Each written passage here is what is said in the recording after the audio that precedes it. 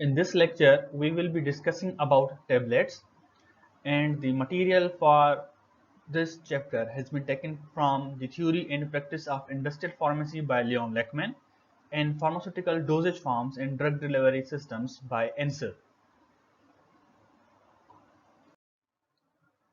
In this lecture, we will be having a brief introduction of tablet dosage forms. Then we will discuss different types of the tablets that are available into the market, as well as some of the dosage forms that has been obsoleted from the market because of various reasons. Afterwards, we will be discussing the physics of tablet, that how the physical changes are occurring while we are converting a powder or a granule into a tablet dosage form. Then we will be discussing a complete manufacturing process, industrial manufacturing process of the tablet dosage forms, and in the end we will be concluding our lecture. So what are tablets? The tablets are solid unit dosage forms usually prepared with the aid of suitable pharmaceutical excipients. Solid unit dosage forms. What do we mean by the solid unit dosage forms? By that we mean these type of the dosage form are taken at once. However, in some type of the tablets, there are score lines present by which the tablet can be divided into two parts or four parts, and those subparts can be taken for decrease in the dose of the active pharmaceutical ingredient. The second main component of the definition is the pharmaceutical excipients. What are the pharmaceutical excipients? These are certain substances which are required for manufacturing of the tablet dosage forms.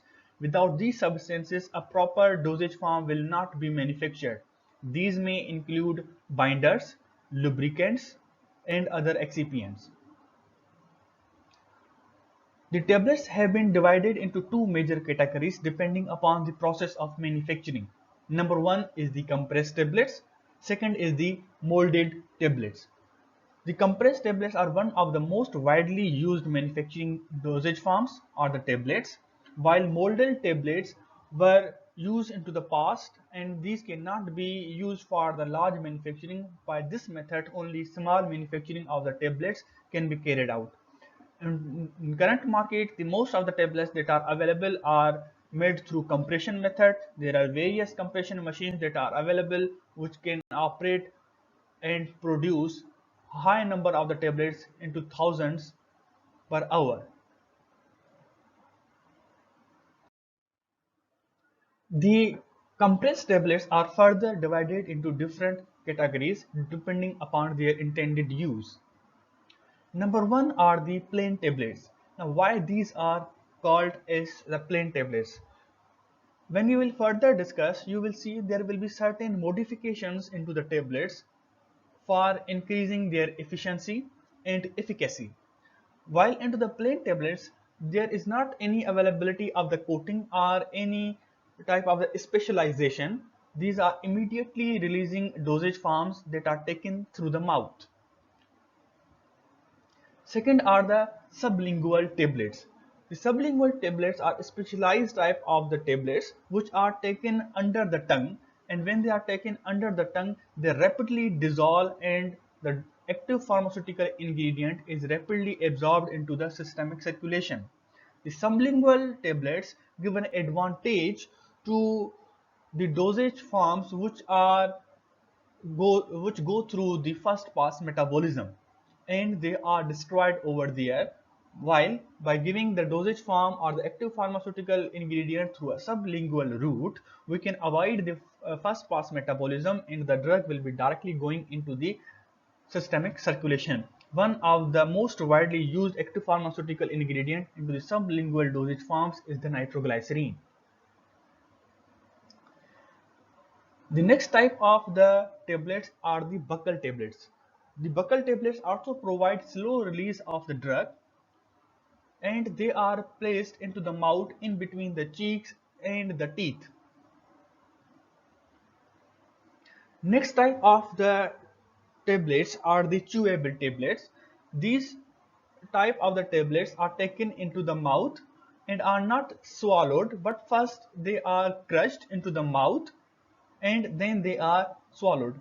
They may contain various flavoring agent, and various types of the multivitamin products are manufactured through the chewable tablet forms. Next type of the compressed tablets are the lozenges. The lozenges contain a lot of quantity of the binders. Because of that, these tablets are dissolved very slowly. Similar to the chewable tablets, these are not swallowed. These are taken into the mouth and slowly they are sucked up, and they provide soothing effect to the throat.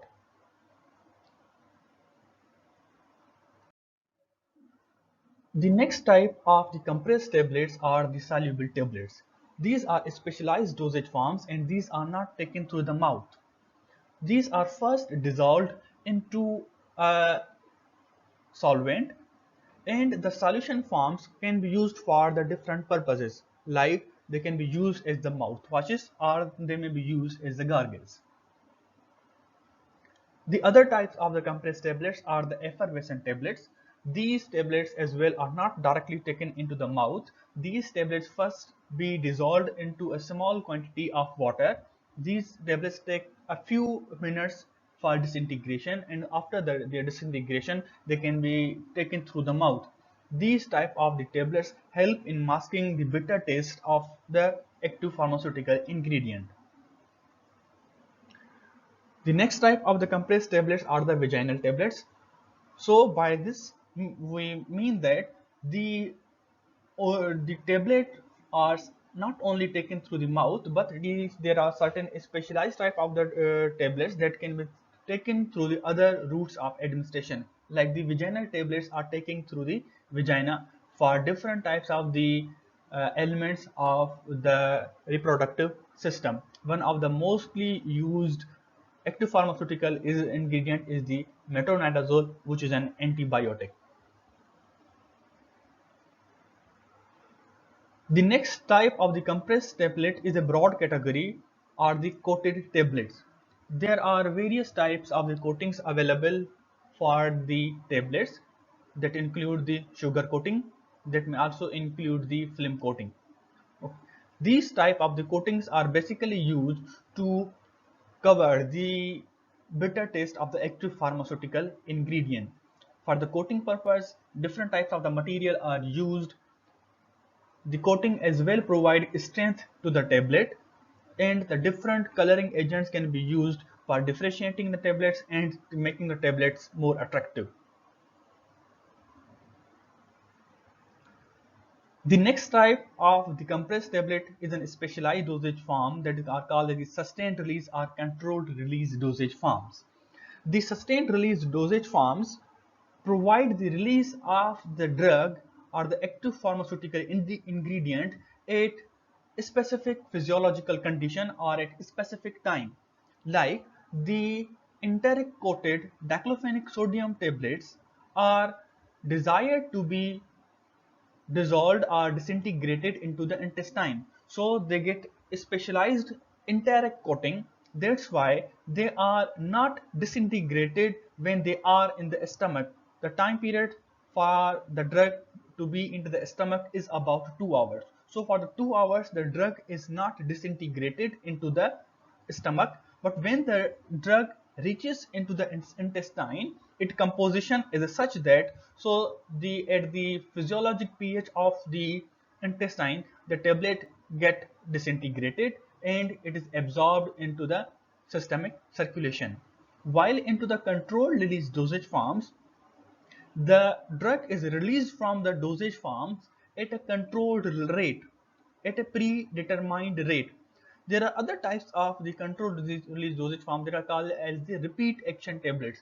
The repeat action tablets provide a specific dose of the tablets after a specific period of time. For example, some of the dosage forms may be designed in such a way that may provide 50 mg of the active pharmaceutical ingredients after every 4 hours or maybe after every 6 hours.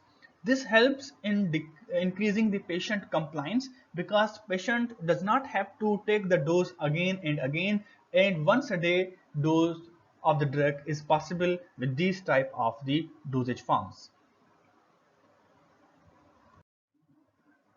The next major category of the tablets by type of manufacturing are the molded tablets.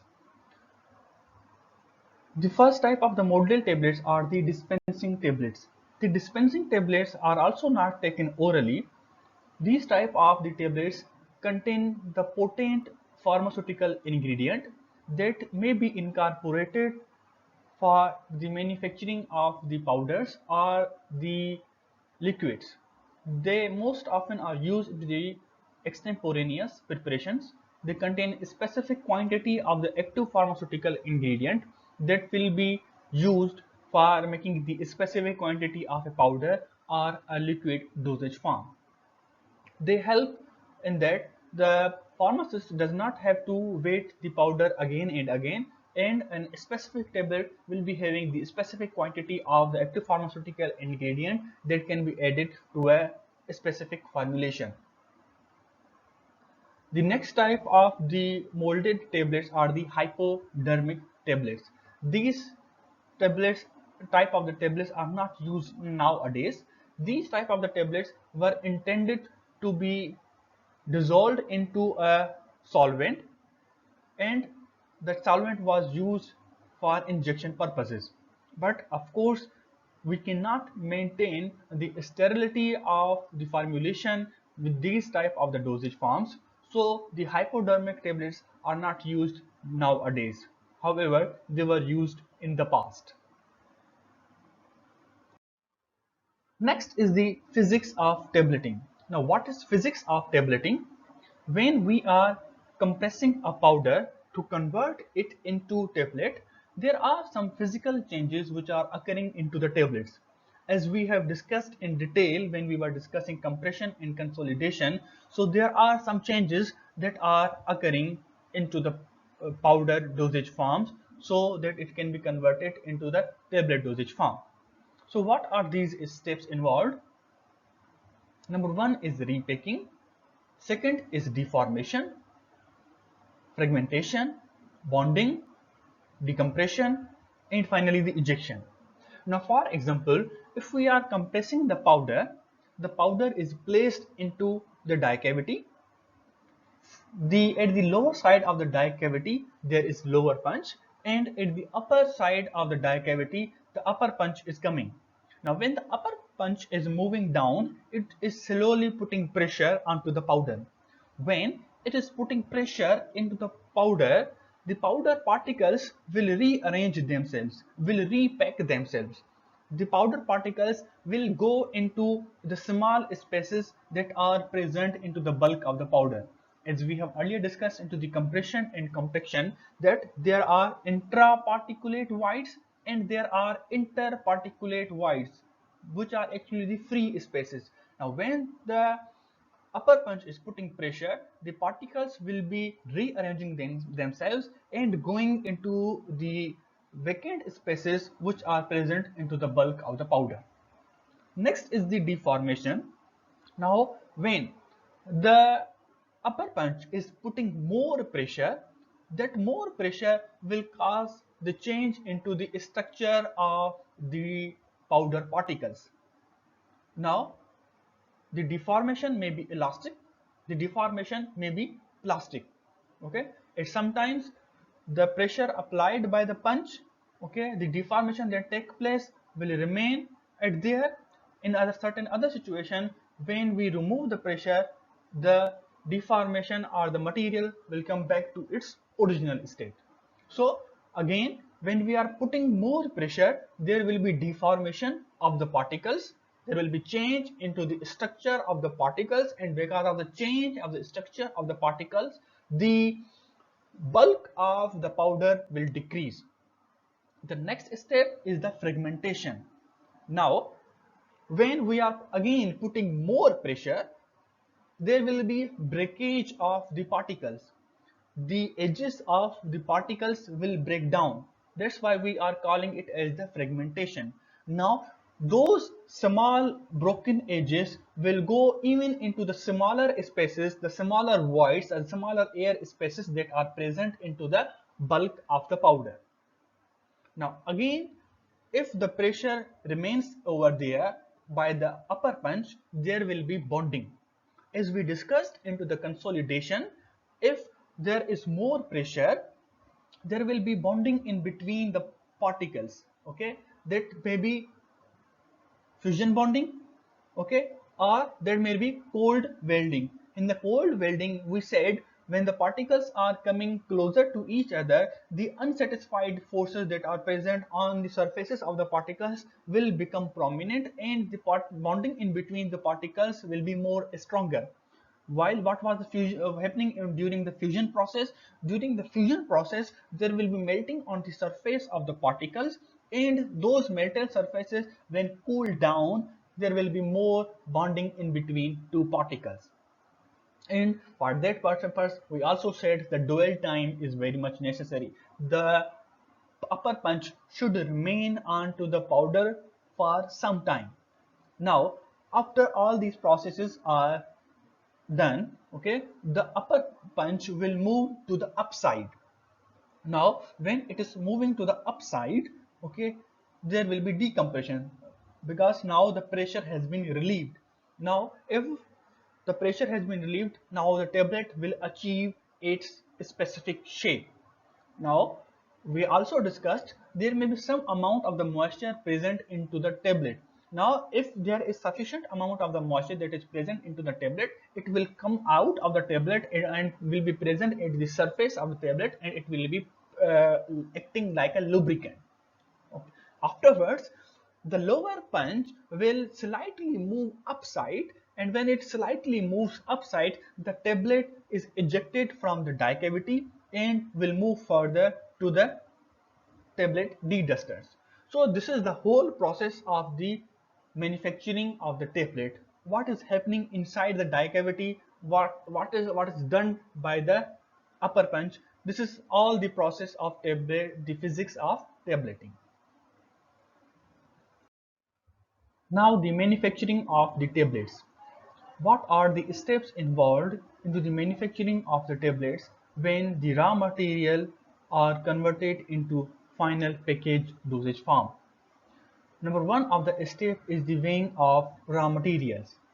The weighing of raw materials for the manufacturing of tablets takes place into a specific area called as the dispensing area. In the dispensing area, the raw materials are present into the bulk quantity, and from that bulk quantity, the specific quantity required for the manufacturing of a batch is weighed, and the materials are transferred into the polythene bags. Afterwards, the materials are transferred into the specific area where the mixing and the granulation can be carried out. The mixing of the substances can be carried out into a separate containers, while there are certain specialized containers available into the market which can carry out the mixing and granulation of the raw materials at a single time. For example, there is an equipment available in the market called as the Collet Gral. It causes the mixing of the raw materials as well as the granulation of the raw material. The granulation of the raw materials is very important, because granules have good flowing properties, and they will help into the manufacturing of the tablet dosage forms. After the granulation has been carried out, then the tablet go to the compression area. One thing should be remembered: if the batch size of the tablet is very high. Now for example, the batch size of the tablet is about 1000 kg. Now if it is into the 1000 kg, the batch firstly will be manufactured into the small proportions, for example into the proportions of 100 kg. Then the granules of 100 kg into 10 proportions are again mixed and transferred into our next section, which is the again the mixing of the granulation. If the batch size is small, the granulation will directly go into the compression section. If the batch size is very large, after the granulation it will again go for blending, and there will be mixing of the granules, and then the material will be transferred to the compression session. The lubricants that are required will also be added when the material is transferred for the mixing of the granulation. Now when the material reaches into the compression area, there are different compression machines available. Now, one of the specific machine will be for the one specific type of the formulation.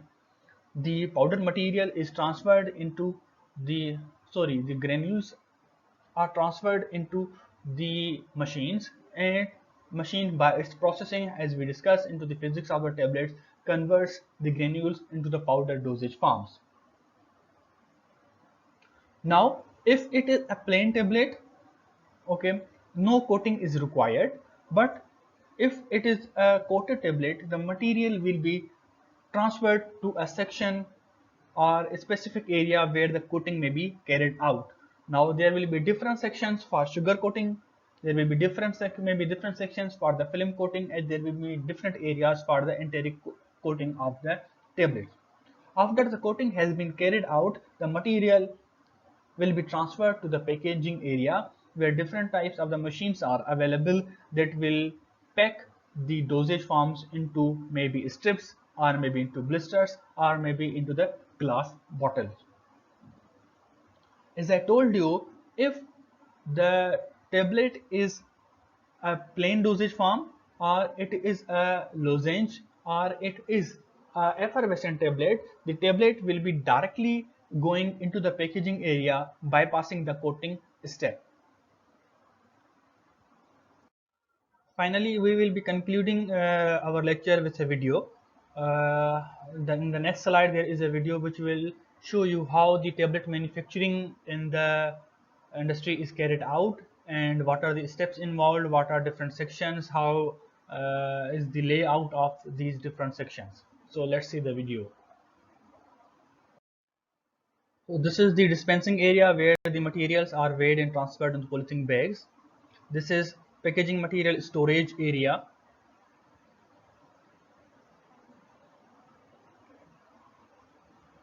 These are the corridors in a pharmaceutical industry. This is the granulation section where the erected structure is fluidized bed dryer. There are trolleys, and they have even the ability to mix and granulate at the same time. This is the mixing area. After mixing, the material is transferred for compression into compression machines.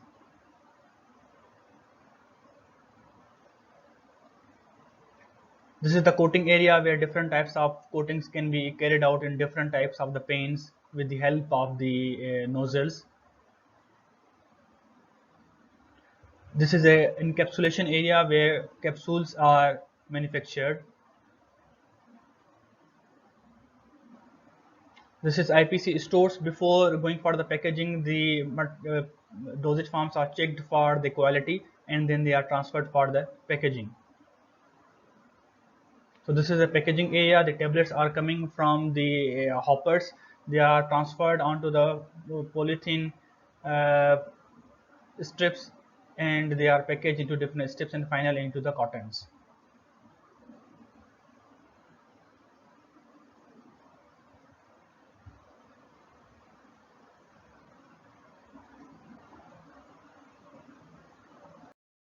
So this was all about the manufacturing of the tablets. I will take your questions into the coming Zoom online class. And next we will be discussing the details of the mixing, granulation, compression and coating of the tablets.